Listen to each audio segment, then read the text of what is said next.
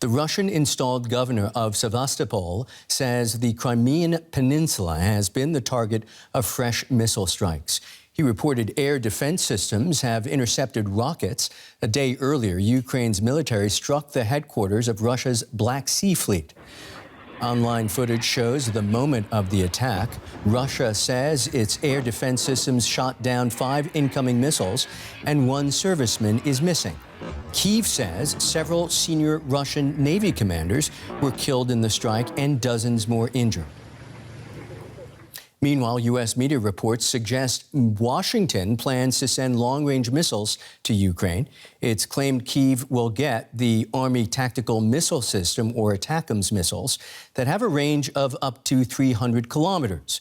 Ukraine has repeatedly asked for the weapons. The rockets would enable Kyiv to strike targets far behind the front lines in Russian-occupied territory. Let's bring in Russia analyst Konstantin Eggert. Greetings, Konstantin. We've seen more fresh Ukrainian missile strikes today. What has Russia's reactions been to these latest attacks? Frankly speaking, pretty muted, I would say. And actually, it's interesting that yesterday's strike barely had a mention on Russian state TV. There are some channels that didn't even mention it at all. And I suppose that today's strike, which is allegedly against the main fuel supply base of the Black Sea fleets, Russian Black Sea fleets, will probably also not be particularly highlighted. I suppose that this is the Achilles heel of Putin's regime, this idea that the Crimea is forever Russian, nothing can happen there. And one sees that Ukrainian strikes are chipping away at the Russian might there and doing it, well, I would say on a pretty regular basis. How could Ukrainian missiles even strike such an important Russian target?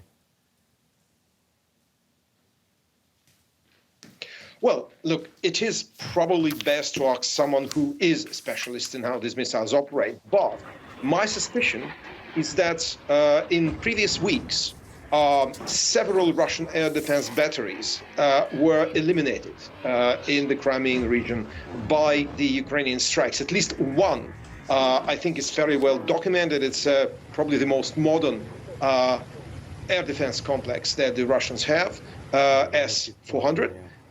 It was destroyed, according to Ukrainian reports, which were, I think, at least partially verified by independent sources. I think that the Ukrainians were stripping away at Russian air defenses there, and now that they are weak, they operate, well, I wouldn't say with impunity, but it seems that that Russian Russian sites there are not very well protected. And this has both a purely practical military meaning, like a strike on the fuel depot, but also it has very important symbolic meaning, especially with this yesterday's strike on the Black Sea Fleet headquarters. I don't need to tell you, Konstantin, this is yet another setback in this war for Putin, with Crimea always playing an important role for the president. I suspect I know the answer to this question, given what you've said earlier, but how are these latest attacks being described now in Russia? Well, I think that it will be interesting to see how the paths of coverage are diverging. Television is barely mentioning it.